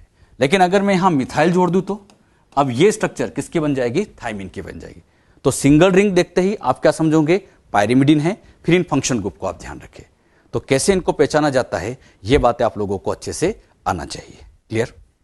अभी तक बच्चों हमने ये तो समझ लिया था कि न्यूक्लियोटाइड में 3 कंपोनेंट थे, nitrogen base, sugar and phosphate. उसमें से नाइट्रोजन बेस के पॉइंट हमने समझे कि प्यूरिन की क्या बातें हैं और पायरिमिडिन्स की क्या बातें हैं, इनके स्ट्रक्चर में क्या खासियत है। अब हम समझते हैं अगला कंपोनेंट जिसको हम कहते हैं पेंटोज शुगर। डीएनए और आरएनए दोनों में पेंटोज शुगर डिफरेंट टाइप की होती है। ये पेंटोज कहने का मतलब ये होता है कि इनमें 5 कार्बन की शुगर होती है। डीएनए में कौन सी शुगर है और आरएनए में कौन सी शुगर है वही हम देखते हैं। यहाँ पर बच्चों ये सबसे पहले आरएनए में जो शुगर आपको दिखाई दे रही है, इसमें यहाँ पर राइबो शुगर है जिसमें कार्बन 1, कार्बन 2, कार्बन 3, कार्बन 4 और ये कार्बन 5। तो यहाँ ऐसे टोटल 5 कार्बन आपको दिखाई दे रहे हैं। तो 5 कार्बन है तो इसीलिए इसको नाम दिया गया पेंटोस। 5 मीन्स पेंटा, तो पेंटा से नाम बन गया पेंटोस शुगर। ये जो पेंटोस शुगर, इस पेंटोस शुगर का नाम दिया जाता है राइबोस और ये मिलती हैं आरएनए के अंदर। इवन आरएनए का जो फुल फॉर्म है इस शुगर के बेसिस पे ही दिया जाता है। आप लोग जानते हैं आरएनए का full form ribo nucleic acid. Ribo nucleic acid इसलिए कहते हैं क्योंकि इनमें राइबो शुगर प्रेजेंट होती है। क्लियर? अब हम बात करते हैं डीएनए की शुगर की। डीएनए में जो शुगर मिलती है उसका नाम है डीऑक्सीराइबोस। अच्छा, इसमें भी टोटल 5 कार्बन है, तो ये भी है तो पेंटोस शुगर ही, बिल्कुल राइबोस के जैसा ही है। लेकिन इसमें एक जगह आपको डिफरेंस दिख रहा होगा। आप जरा खुद सोचिए कि वो डिफरेंस आपको कहां नजर आ रहा है। जरा सोचिए, आप जब दोनों के स्ट्रक्चर को कंपेयर कर रहे होंगे तो आपको पता चल रहा होगा कि इस जगह पर यहां कार्बन नंबर 2 पर यहां पर तो OH दिख रहा है, यहां पर OH दिख रहा है, जबकि यहां पर H दिख रहा है। बाकी सब कुछ सेम है। यहां पर एक ऑक्सीजन अब्सेंट है, मतलब यहां सेकंड पोजीशन पर ऑक्सीजन प्रेजेंट है, जबकि यहां सेकंड पोजीशन पर आप देखेंगे ऑक्सीजन अब्सेंट होता है। यानी इसमें ऑक्सीजन प्रेजेंट है, इसमें ऑक्सीजन अब्सेंट है। ऑक्सीजन की यहां पर डेफिशिएंसी है, इसलिए नाम लिखा गया डीऑक्सी। डीऑक्सी मतलब डेफिशिएंसी ऑफ ऑक्सीजन, बाकी तो राइबोस जैसा, तो नाम बन गया डीऑक्सीराइबोस। और ये डीऑक्सीराइबोस शुगर मिलती है डीएनए में। आरएनए और डीएनए में एक बेसिक डिफरेंस इनके शुगर के बेसिस पर आता है। अच्छा, डीएनए का जो फुल फॉर्म इस शुगर के बेसिस पे दिया गया है। डीएनए का फुल फॉर्म होता है डीऑक्सीराइबो न्यूक्लिक एसिड। और डीऑक्सीराइबो क्यों कहा जाता है, क्योंकि यहां शुगर डीऑक्सीराइबोस होती है। क्लियर? तो शुगर यहां पर कौन कौन सी होती है ये बातें आप लोगों को ध्यान में रखना है। अब सबसे मेन बात, यहां पर अगर हम आरएनए की बात करें तो आरएनए में यहां पर ऑक्सीजन प्रेजेंट है। केमिस्ट्री में बच्चों आपको सिखाया जाएगा कि यहां ऑक्सीजन के ऊपर ऐसे लोन पेयर ऑफ इलेक्ट्रॉन्स होते हैं। ऑक्सीजन के ऊपर लोन पेयर ऑफ इलेक्ट्रॉन होते हैं। ये बात आपको केमिस्ट्री में सिखाई भी जाती है। लोन पेयर होने की वजह से यहां पर इसकी रिएक्टिविटी ज्यादा हो जाती है, यानी यहां पर ऑक्सीजन प्रेजेंट है तो ये मोर रिएक्टिव होगा। और केमिस्ट्री में एक बात और सिखाई जाती है, रिएक्टिव जितना होगा उसकी स्टेबिलिटी उतनी ही कम होती है। यानी रिएक्टिविटी स्टेबिलिटी एक दूसरे के इनवर्स होती है। यानी ये रिएक्टिव बहुत है, यानी इसकी स्टेबिलिटी की बात करें तो ये लेस स्टेबल होता है। अच्छा, लेस स्टेबल क्यों होता है? क्योंकि रिएक्टिव बहुत है, जल्दी जल्दी रिएक्शन करता है, जल्दी टूटता है, तो इसकी स्टेबिलिटी बहुत कम होती है। यानी हम कह सकते हैं आरएनए की स्टेबिलिटी कम होती है क्योंकि उसमें राइबोस शुगर होता है। और राइबोस में ऐसा क्या है जिससे स्टेबिलिटी कम हुई कि यहां पर एक एक्स्ट्रा ऑक्सीजन था। अब हम डीएनए की बात करें, डीएनए में यहां पर ऑक्सीजन अब्सेंट है। हम केवल सेकंड पोजीशन को ही कंपेयर करेंगे क्योंकि बाकी बातें तो दोनों में सेम ही चल रही है। सेकंड पोजीशन पर यहां ऑक्सीजन अब्सेंट है। ऑक्सीजन अब्सेंट है तो यहां पर लोन पेयर ऑफ इलेक्ट्रॉन नहीं है, और लोन पेयर ऑफ इलेक्ट्रॉन नहीं है तो हम कह सकते हैं इसकी रिएक्टिविटी कम है। और अगर रिएक्टिविटी कम है तो स्टेबिलिटी आप ही बताइए क्या होगी? स्टेबिलिटी हम कह सकते हैं कि वाकई में इसकी स्टेबिलिटी ज्यादा होगी, तो हम कहेंगे डीएनए मोर स्टेबल होता है जबकि आरएनए लेस स्टेबल होता है। यह सब इस ऑक्सीजन के डिफरेंस की वजह से होता है। यानी एक ऑक्सीजन की वजह से इतना डिफरेंस आ जाता है कि एक रिएक्टिव हो जाता है और एक स्टेबल हो जाता है। एक बहुत इंपॉर्टेंट प्रॉपर्टी आगे हम समझेंगे जेनेटिक मटेरियल की। पहली बात आती है जेनेटिक मटेरियल कहते किसको है? शॉर्ट में यहां पे मैं लिख देता हूं जीएम। जीएम मतलब जेनेटिक मटेरियल। जेनेटिक मटेरियल उसको कहा जाता है जो अगली जनरेशन में जेनेटिक इंफॉर्मेशन को लेके जाए। मतलब पेरेंट्स की इंफॉर्मेशन को बच्चों में ट्रांसफर करने वाला मटेरियल जेनेटिक मटेरियल होगा, जो अगली जनरेशन में, अगली पीढ़ी में इंफॉर्मेशन ले जाएगा। अब जरा आप खुद सोचो, जेनेटिक मटेरियल का स्टेबल होना जरूरी है या नहीं है? बिल्कुल जरूरी है, क्योंकि जेनेटिक मटेरियल जब स्टेबल होगा तभी तो वो इंफॉर्मेशन अगली जनरेशन में ले जा पाएगा। अब आप सोचिए, डीएनए ज्यादा स्टेबल है या आरएनए? हम जानते हैं डीएनए मोर स्टेबल है, और मोर स्टेबल है या आसानी से टूटता नहीं है, और आसानी से नहीं टूटता तो अगली जनरेशन में इंफॉर्मेशन आसानी से ले जा सकता है। यानी हम कह सकते हैं डीएनए जो होता है यही जेनेटिक मटेरियल की तरह काम करेगा, यही मेन जेनेटिक मटेरियल होता है, क्योंकि ये स्टेबल होता है। हाँ, किसी ऑर्गेनिज्म में, बहुत ध्यान सुनना, किसी ऑर्गेनिज्म में अगर डीएनए अवेलेबल नहीं है, डीएनए अवेलेबल नहीं है, तो वहां फिर जेनेटिक मटेरियल आरएनए होगा। यानी जब तक डीएनए है, जेनेटिक मटेरियल हमेशा और हमेशा डीएनए होगा। जैसे एक एग्जांपल यहां पर लिया, ये बच्चों आपको समझाने के लिए मैंने सिंपल वे में एक बैक्टीरिया की सेल बनाई। इस बैक्टीरियल सेल के अंदर डीएनए भी है और आरएनए भी है, और आपसे पूछा जाए कौन जेनेटिक मटेरियल होगा, तो दोनों अवेलेबल है, तो दोनों में से जेनेटिक मटेरियल हमेशा डीएनए होगा, क्योंकि वो स्टेबल होता है। क्लियर? तो स्टेबिलिटी का ये फायदा होता है, किसी से वो प्रॉपर जेनेटिक मटेरियल बन पाता है। अच्छा, डीएनए आरएनए में कौन सी शुगर होती है, ये बातें हमने समझी। अच्छा, कई बार एग्जाम में ऐसे क्वेश्चन पूछा जाता है, आरएनए में कभी कभी हेक्सो शुगर होती है, कभी कभी हेक्सो शुगर होती है, कभी भी नहीं, क्योंकि आरएनए और डीएनए में जो शुगर होती है हेक्सोस नहीं होती बच्चों, ये तो यहां पर पेंटोस शुगर होती है, 5 कार्बन। हेक्सोस तो 6 होता है, तो यहां पेंटोस शुगर होती है और 5 कार्बन, और वो भी फिक्स है। आरएनए के अंदर राइबोज होगी और डीएनए के अंदर डीऑक्सीराइबोज है, और दोनों में डिफरेंस करता है ये कार्बन नंबर 2। तो दोनों की स्ट्रक्चर आप ध्यान से याद रखिएगा, और पहचानने का तरीका ये, यहां ऑक्सीजन नहीं है मतलब डीऑक्सीराइबोज, और यहां ऑक्सीजन है मतलब वो राइबोज। क्लियर? अभी हमने यहां पर क्या क्या समझ लिया है? यहां बच्चों हमने नाइट्रोजन बेस समझ ली है, हमने यहां शुगर की बात समझ ली है। एक लास्ट कंपोनेंट और आता है, और वो है फॉस्फेट। उसकी बातें अब हम समझते हैं। फॉस्फेट की बात करें तो डीएनए आरएनए में जो फॉस्फेट होता है एग्जैक्टली फॉस्फोरिक एसिड होता है। फॉस्फोरिक एसिड मतलब H3PO4। उस H3PO4 की स्ट्रक्चर हम देखें तो ऐसी कुछ होती है, जिसमें hydrogen hydrogen hydrogen, 3 hydrogen, phosphate और 4 ऑक्सीजन है। तो ये H3PO4 की फॉर्म में होता है। अच्छा, ये फॉस्फोरिक एसिड है, नाम में लिखा ये एसिड है, और इसी एसिड की वजह से ही डीएनए आरएनए जो होते हैं ये एसिडिक प्रॉपर्टी शो करते हैं। बहुत इंपॉर्टेंट पॉइंट, डीएनए आरएनए दोनों ही कैसे होते हैं? एसिडिक। वो इस फॉस्फेट की वजह से होते हैं।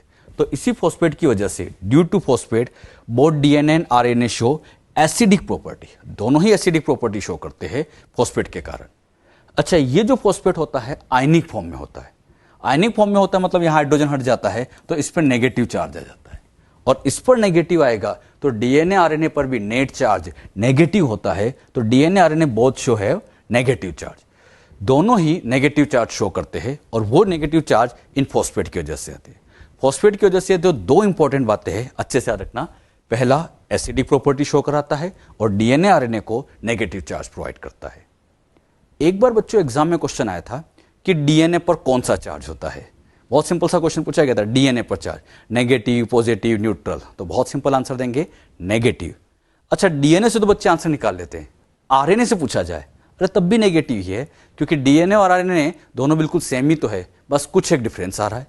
फॉस्फेट दोनों में है तो दोनों ही नेगेटिव प्रॉपर्टी, दोनों ही नेगेटिव चार्ज रखेंगे और एसिडिक प्रॉपर्टी शो करते हैं।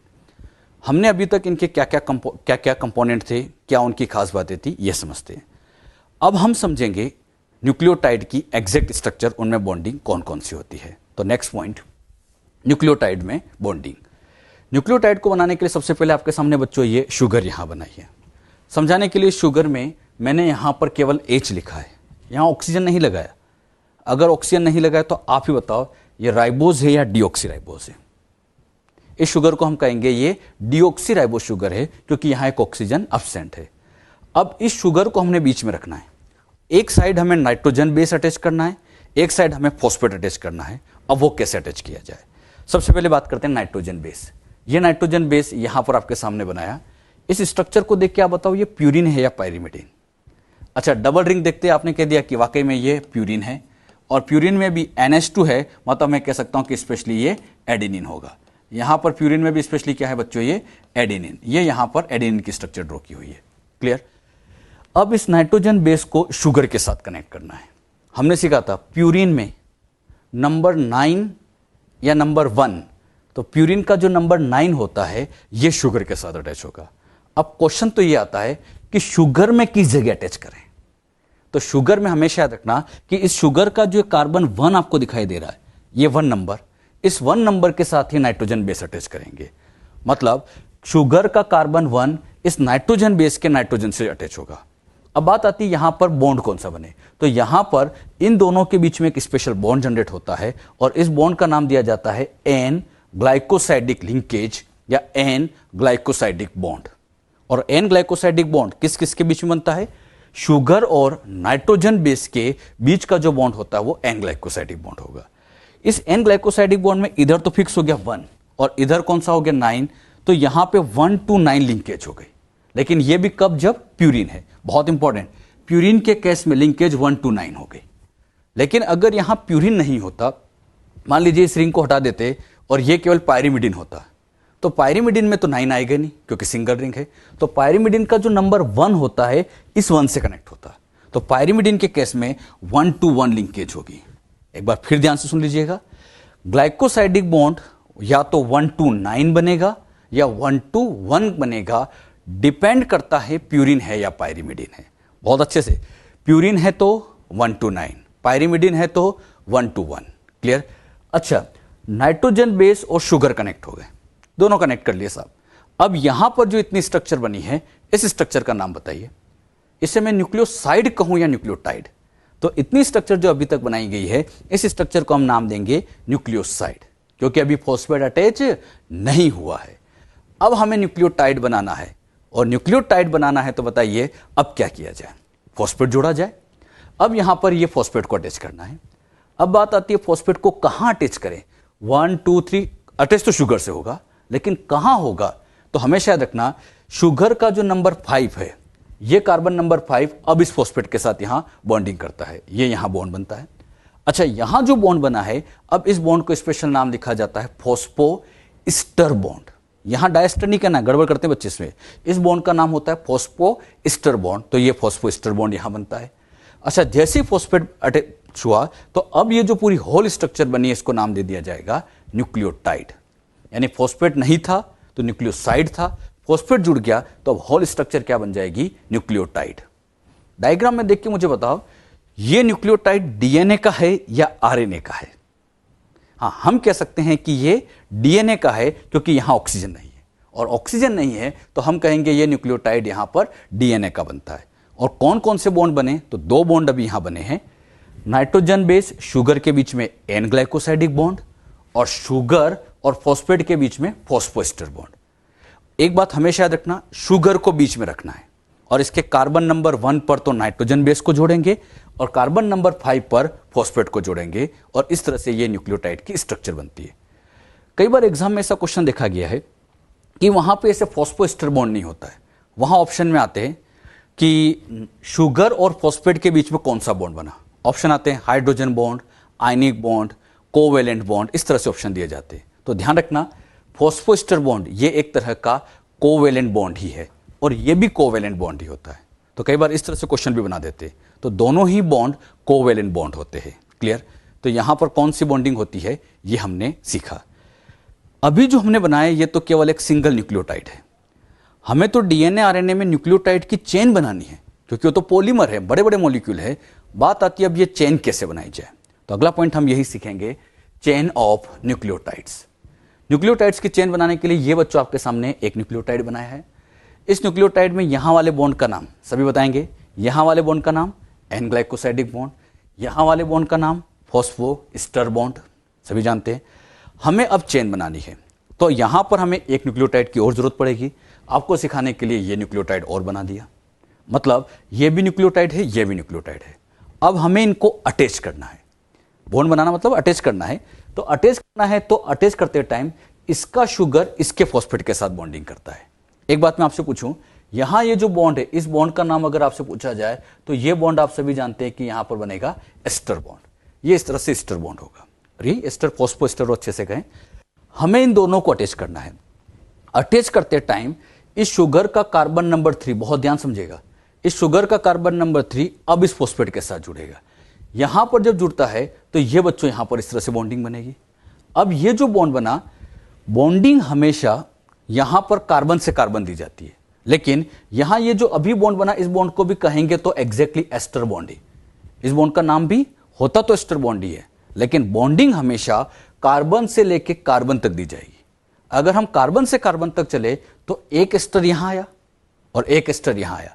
आप ही बताइए बच्चों कितने एस्टर आ गए? 2, और 2 एस्टर आ गए तो ये बन गया फॉस्फो डाई एस्टर बॉन्ड। अच्छा, डाई क्यों लिखा? ये जो पूरा होल बॉन्ड बना, इसको नाम दिया गया फॉस्फोडाइस्टर बॉन्ड, क्योंकि यहां एस्टर 2 आ जाते हैं तो नाम बन गया फॉस्फोडाइस्टर बॉन्ड। अब मैं आपसे क्वेश्चन पूछ रहा हूं, क्या फॉस्फोडाइस्टर बॉन्ड बनाने में नाइट्रोजन बेस का रोल है? नहीं, नाइट्रोजन बेस का कोई रोल नहीं है, क्योंकि ये तो यहां साइड में ही रह जाते हैं। नाइट्रोजन बेस का रोल नहीं है। तो फिर बात आती है फॉस्फोडाइस्टर बॉन्ड किस किस के बीच में बने? तो फॉस्फोडाइस्टर बॉन्ड हम कहेंगे शुगर, फॉस्फेट एंड शुगर। तो शुगर, फॉस्फेट, शुगर, इनके बीच में जो बॉन्ड बनता है, इसी बॉन्ड को कहा जाता है फॉस्फोडाइस्टर बॉन्ड। और ये बच्चों यहां न्यूक्लियोटाइड के से चेन बनना चालू हुई। अच्छा, ये तो हमने 2 न्यूक्लियोटाइड अटैच किए, ऐसे हम बहुत सारे अटैच कर सकते हैं। आपको सिखाने के लिए एक और ले लेते हैं। यहां आपके सामने फिर ये न्यूक्लियोटाइड बना दिया। अब यहां इन न्यूक्लियोटाइड को अटैच करना है, तो फिक्स है ये शुगर अगले वाले के फॉस्फेट के साथ जुड़ेगी। जब यहां पर जुड़ेगी तो यहां पर भी ये बॉन्ड बनेगा। अच्छा, बनता तो एस्टर ही है, बनता तो एस्टर, इस बॉन्ड को कहेंगे तो एस्टर ही, लेकिन वही मैंने आपको सिखाया, बॉन्डिंग कार्बन से कार्बन देनी है। तो जब हम इस कार्बन से इस कार्बन तक पहुंचे तो ये एस्टर और ये एस्टर है। कितने एस्टर हो गए? 2। तो ये जो पूरा इतना होल बॉन्ड बना, अब इस पूरे होल बॉन्ड को नाम दे दिया गया फॉस्फोडाइस्टर बॉन्ड। तो यहां जो पूरा होल बॉन्ड बनेगा, इसे हम फॉस्फोडाइस्टर बॉन्ड कहेंगे। तो 2 न्यूक्लियोटाइड में इस तरह से फॉस्फोडाइस्टर बॉन्ड बनते चले जाते हैं। ये चेन यहां पर इस तरह से बनती चली जाएगी। जब ये चेन बन रही है तो फॉस्फोडाइस्टर बॉन्ड बनाने में नाइट्रोजन बेस का कोई रोल नहीं रहता है, ये तो साइड में ही प्रोजेक्टेड रहते हैं। क्लियर? और बॉन्डिंग चलती है sugar, phosphate, sugar, sugar, phosphate, sugar, इस तरह से इसमें बॉन्डिंग होगी। जब बच्चों हम यहां पर ऐसी चेन बनाते जाएंगे, चेन बनाते जाएंगे, ऐसा कंटिन्यूअस चेन बनाते जाए, तो एक बात मुझे बताओ, पहला वाला जो फॉस्फेट है ये फ्री रहेगा, क्योंकि यहां ऊपर तो बनेगा नहीं, नीचे चेन बनती जा रही है। ये फॉस्फेट कौन से नंबर पे है? 5। तो यहां 5 नंबर पे फॉस्फेट फ्री रहता है। तो ये जो एंड होता है, इस एंड को स्पेशली कहा जाता है 5 डैश एंड। इस एंड का नाम क्या दिया गया? 5 डैश। डैश इसलिए लगाते हैं, मतलब इन सब पे से यहां पर ऐसे डैश लगा दिया जाता है, 3 डैश, 4 डैश, 5 डैश। डैश इसलिए लगाते हैं क्योंकि नाइट्रोजन बेस में भी हम 1, 2, 3 नंबरिंग करते हैं, तो नंबरिंग को डिफरेंशिएट करने के लिए यहां डैश लगा देते हैं। तो यहां पर एग्जैक्टली क्या लगा होता है? डैश। और ये डैश पर फॉस्फेट फ्री है तो नाम बन गया 5 डैश एंड। 5 डैश एंड को पहचानने का बेस्ट तरीका यही है बच्चों, फॉस्फेट फ्री होना चाहिए। आगे मैं आपसे कभी भी ऐसे पूछूं कि फॉस्फेट फ्री है तो समझ जाना 5 डैश एंड है। बिल्कुल सीधा तरीका है, फॉस्फेट फ्री मतलब 5 डैश एंड। ऐसे हम आप चेन बनाते जाए तो लास्ट वाले का, इस कार्बन नंबर 3 का OH फ्री रहेगा, लास्ट वाले का OH फ्री रहेगा। अब ये OH कौन से एंड पर है? कौन से पर? 3 डैश पर। तो यहां पर इस एंड को नाम दे दिया जाएगा 3 डैश एंड। मतलब इधर तो बन गया 5 डैश एंड, इधर बन गया 3 डैश एंड। 5 डैश 3 डैश की पहचान करना बहुत आसान है। कैसे पहचानोगे? Phosphate free 5 dash, OH free 3 dash. क्या पहचान सकते हैं? यस, बहुत इजी वे में हम इनको पहचान सकते हैं। अब सबसे मेन बात आपको सिखाने के लिए मैंने यहां पर ये DNA को इस तरह से ड्रॉ कर दिया। क्लियर? यहां पर मैंने लिखा P और यहां लिख दिया OH। अब मैं आपसे पूछूं कौन सा 5 कौन सा 3 बता सकते हो? फॉस्फेट है मतलब 5 डैश, OH है मतलब 3 डैश। क्लियर? यहां पर मैंने लिखा P और यहां पर लिख दिया OH। बताइए बच्चों, ये P मतलब 5 डैश, OH मतलब 3 डैश। तो 5 डैश 3 डैश की पहचान हम बड़े इजी तरीके से कर सकते हैं। क्लियर? यहां पर जो बॉन्ड बने ये सब बॉन्ड याद रखना। इस बॉन्ड का नाम एन ग्लाइकोसाइडिक बॉन्ड, जो नाइट्रोजन बेस शुगर के बीच में बना। शुगर और फॉस्फेट के बीच में फॉस्फोएस्टर बॉन्ड। लेकिन 2 न्यूक्लियोटाइड में कार्बन टू कार्बन हम जाए, एक का कार्बन 3 अगले के कार्बन 5 तक हम जोड़े तो फॉस्फोडाइस्टर बॉन्ड बनता है। तो किस तरह से इसमें बॉन्डिंग होती है ये बात अभी हमने सीखी। क्लियर? अच्छा, यहां पर फॉस्फेट और इस तरह से हम पहचान कर सकते हैं। मैं आपसे क्वेश्चन पूछता हूं, इसमें नाइट्रोजन बेस सिखाने के लिए यहां पर आपके सामने 1, 2, 3 नाइट्रोजन बेस है। 3 नाइट्रोजन बेस से, बताओ फॉस्फोडाइस्टर बॉन्ड कितने बने? 3 नाइट्रोजन बेस से फॉस्फोडाइस्टर एक ये बना और एक ये बना, मतलब 2 ही बने। यानी 3 नाइट्रोजन बेस से और फॉस्फोडाइस्टर कितने बने? 2, एक कम करके हम दे सकते हैं। और ये जो डीएनए आपके सामने बनाया है ये एक तरह का हो गया सिंगल स्ट्रैंड डीएनए, ये सिंगल स्ट्रैंड होता है। एक क्वेश्चन मैं आपसे अब यही पूछने जा रहा हूं, नंबर ऑफ फॉस्फोडाइस्टर बॉन्ड आपको बताना है कि कहां कितने होंगे। यहां पर बच्चों सिंगल स्ट्रैंड डीएनए है, डबल स्ट्रैंड डीएनए और सर्कुलर डीएनए। सिंगल स्ट्रैंड में तो अभी मैंने आपको बताया कि फॉस्फोडाइस्टर बॉन्ड काउंट करना है तो n-1 से कर लेंगे, जितने नाइट्रोजन बेस उससे एक कम कर लो। जैसे ये स्ट्रक्चर आपके सामने, नाइट्रोजन बेस अगर 3 है तो फॉस्फोडाइस्टर 1 और 1 2, मतलब 2 बन जाएंगे, 2 हो जाएंगे। लेकिन अगर डबल स्ट्रैंड डीएनए हो, जैसे डबल स्ट्रैंड हो गया, अब इसमें बताना नाइट्रोजन बेस, ये नाइट्रोजन बेस है, ये नाइट्रोजन बेस 1 2 3 4 नाइट्रोजन बेस है, और फॉस्फोडाइस्टर एक इधर है और एक इधर है, 2 ही है, मतलब कितने कम हो गए? 2 कम। तो यहां n-2 से बताएंगे। एक बार फिर सुनना, सिंगल स्ट्रैंड डीएनए में n-1 से इंडिकेट करेंगे और डबल स्ट्रैंड में n-2। ऐसे समझ सकते हो, एक कम इस स्ट्रैंड में होगा तो एक कम इसमें भी तो होगा, तो 2 कम हो जाएंगे n-2 से। लेकिन सर्कुलर डीएनए है तो उसमें हम सिंपल n से बता देंगे, जितने नाइट्रोजन बेस होंगे उतने ही फॉस्फोडाइस्टर बॉन्ड। क्योंकि सर्कुलर में क्या होता है कि यहां पर ये नाइट्रोजन, ये जो शुगर है फिर फॉस्फेट से जुड़ेगा, जब ये शुगर यहां पर इस फॉस्फेट से यहां पर जब जुड़ेगा तो एक फॉस्फोडाइस्टर बॉन्ड और बन जाएगा, यानी 3 नाइट्रोजन बेस होंगे तो 3 फॉस्फोडाइस्टर बॉन्ड बन जाएंगे। तो सर्कुलर डीएनए में ये इक्वल टू n चलता है। जो बात यहां समझाई एक बार फिर सुन लेना, सिंगल स्ट्रैंड डीएनए में फॉस्फोडाइस्टर कैसे निकालते हैं? n-1 से, डबल स्ट्रैंड में n-2 से, और सर्कुलर डीएनए में n से।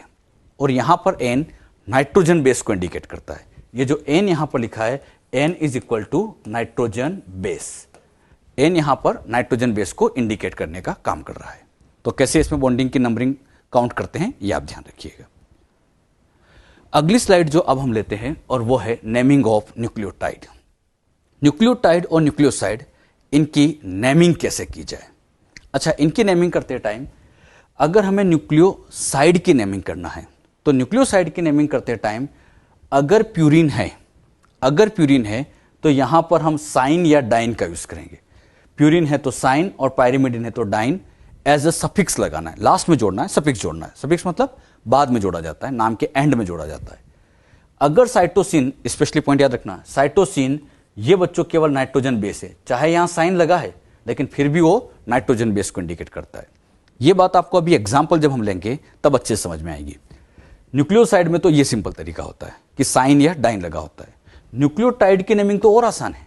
न्यूक्लियोटाइड तो चाहे प्यूरिन का हो चाहे पायरिमिडिन का हो, लास्ट में आइलिक एसिड जोड़ देते हैं। अगर लास्ट में आइलिक एसिड जोड़ दिया जाए तो ये न्यूक्लियोटाइड बन जाएगा। तो न्यूक्लियोसाइड और न्यूक्लियोटाइड की नेमिंग करना बहुत सिंपल है। साइन डाइन है तो वो न्यूक्लियोसाइड होगा, आइलिक एसिड है तो न्यूक्लियोटाइड होगा। इसको मैं एक एग्जाम्पल से अब आपको समझाता हूं। आपको समझाने के लिए यहां पर मैंने एक एग्जाम्पल लिया, यहां पर नाम लिखा नाइट्रोजन बेस का, यहां न्यूक्लियोसाइड का और यहां न्यूक्लियोटाइड का। यहां नाइट्रोजन बेस है, न्यूक्लियोसाइड में नाइट्रोजन बेस के साथ शुगर है, कौन सी वाली? राइबोस। अच्छा, राइबोस शुगर है तो डीएनए की बात होगी या आरएनए की? राइबोस शुगर है तो आप जानते हैं कि ये तो आरएनए की बात होगी। और न्यूक्लियोटाइड है तो न्यूक्लियोसाइड के साथ क्या और जोड़ देंगे? फॉस्फेट और जोड़ देंगे। एग्जाम्पल लेते हैं, नाइट्रोजन बेस का नाम लिखा एडेनिन। अगर सिंपल एडेनिन लिखा है तो वो नाइट्रोजन बेस को इंडिकेट करता है। अब इस एडेनिन के साथ राइबोस शुगर जोड़ दो, जैसे ये एडेनिन तो है ही, इसके साथ यहां पर ये राइबोस शुगर को जोड़ दिया, तो अब ये जो इतनी स्ट्रक्चर बनी इसका नाम दिया जाए तो अब इसका नाम यहां पर बनेगा एडिनोसाइन। ये इतना है तो एडेनिन, लेकिन अब इतनी स्ट्रक्चर का नाम दिया जाए तो एडिनोसाइन। लास्ट में क्या जोड़ देंगे? साइन सफिक्स जोड़ देंगे। क्लियर? अच्छा, यहां पर न्यूक्लियोटाइड बनाना है तो एडेनिन तो है ही, शुगर है ही, अब इसके साथ क्या जोड़ दिया जाए? फॉस्फेट। और फॉस्फेट जुड़ते ही ये न्यूक्लियोटाइड बनेगा और अब यहां नाम दिया जाएगा एडिनाइलिक एसिड। जैसे आप देख भी रहे हैं, न्यूक्लियोटाइड की नेमिंग है तो क्या लगाना है? Iliac acid. एक बार फिर सुनना, प्यूरिन है तो साइन, ये साइन लगा दिया, और न्यूक्लियोटाइड बनाना है तो आइलिक एसिड लगा दिया। मैं आपसे पूछता हूं, अगर ये इतने का नाम पूछा जाए, केवल ए का नाम पूछा जाए तो ये एडेनिन, ए से लेके यहां शुगर तक का नाम पूछे तो एडिनोसिन, लेकिन ए से लेके पूरा फॉस्फेट तक का नाम पूछे तो एडिनाइलिक एसिड। बात समझ में? एग्जाम में क्वेश्चन यही पूछेंगे, एडिनोसाइन क्या है? Nitrogen base, nucleoside, nucleotide. तो एडिनोसाइन, लास्ट में साइन लगते ही आप समझ जाओगे कि यह तो एक न्यूक्लियोसाइड होगा। बात समझ में? अगला एग्जांपल लेते हैं, जैसे ग्वानिन। यहां ग्वानिन लिया तो यहां नाम बन जाएगा ग्वानोसाइन, लास्ट में साइन जोड़ देंगे, और इधर बन जाएगा ग्वानिलिक एसिड, यहां नाम बन जाएगा ग्वानिलिक एसिड। इसी तरह से यहां लिया साइटोसिन। अब ध्यान सुनना, साइटोसिन लास्ट में साइन लगा है लेकिन फिर भी ये नाइट्रोजन बेस है। यही स्पेशल पॉइंट मैं आपको कह रहा हूं कि इसको ध्यान रखना, गड़बड़ कराता है। साइटोसिन लिखा है तो वो न्यूक्लियोसाइड नहीं होता, वो नाइट्रोजन बेस होता है, क्योंकि साइटोसिन पायरिमिडीन है। और इसकी नेमिंग में क्या लेंगे हम? डाइन। जैसे यहां पे बन जाएगा साइटिडाइन, लास्ट में से डाइन लगा देंगे, क्लियर। और यहां बन जाएगा वही सेम, आइलिक एसिड जोड़ देंगे, साइटिडाइलिक एसिड।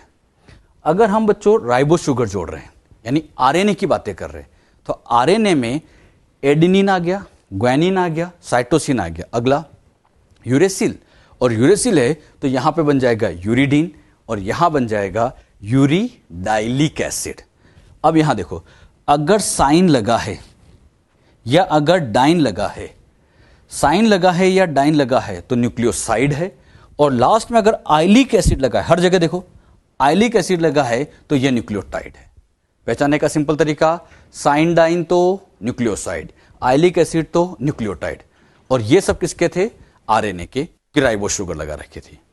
अब मैं यहां पर शुगर को चेंज करके डिऑक्सी राइबो शुगर ले लूं, मतलब डीएनए की बात करूं, और आपसे पूछूं कि नेमिंग दीजिए, क्या दे सकते हैं? यस, बड़े इजीली हम दे सकते हैं।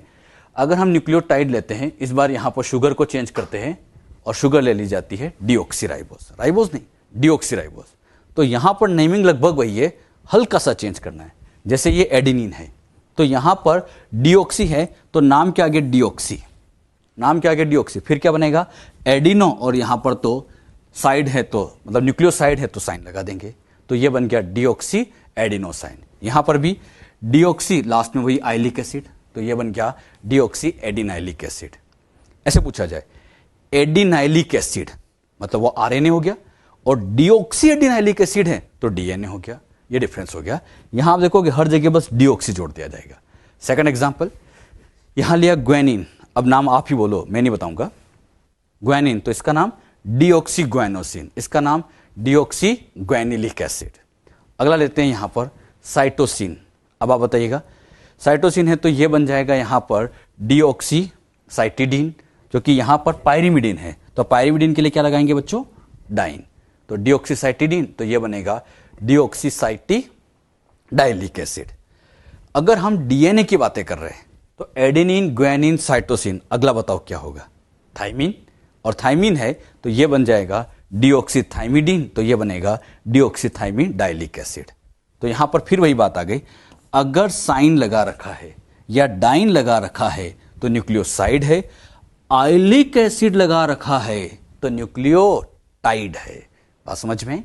अच्छा, बस गड़बड़ कौन करता है? ये साइटोसिन। इसको अच्छे से याद रखना बच्चों, ये गड़बड़ कराता है। साइटोसिन आ गया मतलब समझना वो नाइट्रोजन बेस होगा, न्यूक्लियोसाइड नहीं होगा। तो किस तरह से नेमिंग करते हैं? क्लियर है? साइन डाइन न्यूक्लियोसाइड में, आइलिक एसिड न्यूक्लियोटाइड में। क्लियर? एक क्वेश्चन लेते हैं, आपके सामने क्वेश्चन दिया है। क्वेश्चन में यहां पर कहा गया है, which of the following is a nucleoside of RNA. Question में क्या पूछा है? न्यूक्लियोसाइड ऑफ आरएनए, और आपके सामने 4 ऑप्शन है, deoxyguanosine, cytosine, uridylic acid, adenosine. Solve करिए आप, क्या आंसर आएगा? 4 ऑप्शन आपके सामने हैं। हाँ, जब आप इसको सोल्व करोगे तो आपके सामने यहां पर आंसर आएगा 4। क्लियर? अब एक एक करके चेक करते हैं कि गलत क्या है। ये वाला गलत क्यों है? फर्स्ट वाला गलत क्यों है? क्योंकि डिऑक्सी लग गया। डिऑक्सी लग गया मतलब ये तो डीएनए का हो गया, जबकि पूछा तो आरएनए का है, तो उसको तो हटा दिया। सेकंड ऑप्शन साइटोसिन, गड़बड़ कराता है। साइटोसिन ये तो एक नाइट्रोजन बेस है, ये न्यूक्लियोसाइड न्यूक्लियोटाइड कुछ नहीं है, तो नाइट्रोजन बेस होता है। यूरिडाइलिक एसिड, गड़बड़ क्या हुई? आइलिक एसिड है तो न्यूक्लियोटाइड है, जबकि अपने से तो साइड पूछा है। अब यहां देखो, साइन लगा है, साइन लगा है मतलब श्योर है न्यूक्लियोसाइड है, और यहां डिऑक्सी भी नहीं लगा है मतलब यह भी श्योर है कि यह आरएनए का है। तो इसलिए हम कहेंगे इसका आंसर क्या जाएगा? 4। कर सकते हैं ऐसे क्वेश्चन, और ये पहचानने का तरीका बिल्कुल बहुत आसान है, आप अच्छे से इनको ध्यान भी रखिए। क्लियर। एक पॉइंट और लेते हैं। ये बच्चों यहाँ पर इस स्ट्रक्चर का नाम आप दीजिएगा। यहाँ शुगर मैंने राइबोस लगा रखी है, नाम बताइए इसका। आप सभी कह सकते हैं इसका नाम एडिनाइलिक एसिड, सभी जानते हैं। एडिनिन, एडिनोसिन और फॉस्फेट आ गया तो एडिनाइलिक एसिड, क्योंकि न्यूक्लियोटाइड है। अब मैं इसका एक नाम और देता हूं। यहाँ पे मैं अगर यहां से लेके यहां तक का नाम पूछता, बस इतने से का नाम पूछता, बताइए बच्चों, इतने का नाम पूछता तो मैं कहता एडिनोसाइन। कितने फॉस्फेट लगा रखे हैं? एक। तो मैं ऐसे भी तो कह सकता हूं कि एडिनोसाइन एक फॉस्फेट है तो मोनोफॉस्फेट, तो इसलिए हम इसको कह सकते हैं एडिनोसाइन मोनोफॉस्फेट, शॉर्ट में कहें तो एएमपी। ये एएमपी हो गया। यहां तक का नाम एडिनोसाइन, एक फॉस्फेट इसलिए मोनोफॉस्फेट कह दिया। क्लियर। अच्छा, यहां एक फॉस्फेट और जोड़ देता तो डाइफॉस्फेट, एक फॉस्फेट और जोड़ देता तो ट्राइफॉस्फेट, जैसे ये स्ट्रक्चर आपके सामने। अब इसका नाम आप दीजिए। यहां तक का नाम बोलो आप, तो यहां तक का एडिनोसाइन। कितने फॉस्फेट हो गए? 3। तो एडिनोसाइन 3 फॉस्फेट तो ट्राइफॉस्फेट, इसी को हम कहेंगे एडिनोसाइन ट्राइफॉस्फेट, और शॉर्ट में इसको लिख दिया जाता है एटीपी। ये एएमपी है, 2 होते तो एडीपी होता, 3 है इसलिए इसको एटीपी कह देते हैं। एटीपी बड़ा फेमस मॉलिक्यूल है, बायोलॉजी में कई जगह इसका यूज किया जाता है। तो जैसे ही एटीपी आता है, एटीपी आ गया मतलब यही बच्चों को एटीपी होता है। अब क्वेश्चन मेरा, क्या एटीपी में शुगर होती है? यस होती है, और एटीपी में शुगर राइबोस होते हैं। जब नॉर्मली ऐसे क्वेश्चन पूछते हैं ना बच्चों से कि एटीपी में शुगर होती है, तो बच्चे कहते हैं एटीपी में शुगर क्या करिए? अरे होती है, और यहाँ शुगर 5 कार्बन वाली राइबोस शुगर होती है। अब मैं यहाँ पर ए के बजाय, इसके बजाय मैं यहाँ जी लिख देता, बाकी सब वही रहता, जी लिख देता, तो अब ये क्या बन जाता? ग्वेनोसिन ट्राइफॉस्फेट, मतलब ये एटीपी, तो ये क्या बन जाता? जीटीपी। अगर यहां पर मैं सी लिख देता तो ये सीटीपी, अरे यही तो होगा, ये सीटीपी। और अगर मैं यहां यू लिख देता तो यूटीपी हो जाता। अच्छा, मैं टी नहीं लिख रहा हूं क्योंकि यहां शुगर कौन सी लगा रखी है? राइबोस। ये आरएनए की बातें चल रही है। तो एटीपी, जीटीपी, सीटीपी, यूटीपी, इस तरह के मॉलिक्यूल होंगे जो आरएनए बनाने में यूज करेंगे। आगे इनके बारे में हम डिटेल में समझेंगे भी कि कैसे ये यूज किए जाते हैं। क्लियर। एक स्ट्रक्चर और लेते हैं। यहां बच्चों आपके सामने ये स्ट्रक्चर बना रखी है। इस बार यहां पर शुगर डीऑक्सीराइबोस है। अब नाम आप लोग देना, यहां तक का नाम बोलो। अच्छा, इसको एक नाम तो हम दे सकते हैं डीऑक्सी एडिनाइलिक एसिड, एक और नाम। यहां तक का नाम डीऑक्सी एडिनोसाइन, एक फॉस्फेट है तो मोनोफॉस्फेट, शॉर्ट में कहें तो डीएमपी हो गया, डीएएमपी हो गया। अच्छा, यहां पे 2 फॉस्फेट, अच्छा डी क्यों लगा दिया? क्योंकि शुगर डीऑक्सीराइबोस है। अगर एएमपी लिखा है तो राइबोस शुगर होगी, डीएएमपी लिखा है मतलब वो डीऑक्सीराइबोस शुगर होगी। एक मॉलिक्यूल और आपके सामने यहां लिखा, इस बार यहां पर 3 फॉस्फेट है, तो ये लेंगे डीऑक्सी एडिनोसिन, 3 फॉस्फेट है, इसका मतलब ट्राइफॉस्फेट, शॉर्ट में लिखे तो डीएटीपी। अच्छा, एटीपी और डीएटीपी डिफरेंस समझ में आ रहा है? एटीपी ये आरएनए के अंदर होगी और डीएटीपी डीएनए में हो जाएगी। अगर मैं यहां पर जी लिख देता तो अब ये बन जाता डीजीटीपी। अगर यहां सी लिख देता तो डीसीटीपी, ये डीसीटीपी बन जाता, और अगर टी लिख देते तो डीटीटीपी बन जाता। तो यहां डीएटीपी, डीजीटीपी, डीसीटीपी, डीटीटीपी, इस तरह से यहां पर स्ट्रक्चर बनती है। जो बातें यहां समझाई कुछ क्लियर हुई? क्लियर। तो इस तरह से इनकी नेमिंग दी जाती है। आगे इन मॉलिक्यूल का हमें बहुत यूज भी है कि एटीपी, जीटीपी, सीटीपी और डीएटीपी, डीएटीपी। अगर डी लगा है मतलब डीऑक्सी डीएनए का पार्ट है, डी नहीं लगा है मतलब राइबोस शुगर है, वो आरएनए का पार्ट है। क्लियर बच्चों। तो अभी तक हमने न्यूक्लियोसाइड क्या होते हैं, न्यूक्लियोटाइड क्या होते हैं, उनकी नेमिंग कैसे करते हैं, कौन कौन से बॉन्ड होते हैं, ये बातें हमने एक बेसिक इंट्रोडक्शन में सीखी है।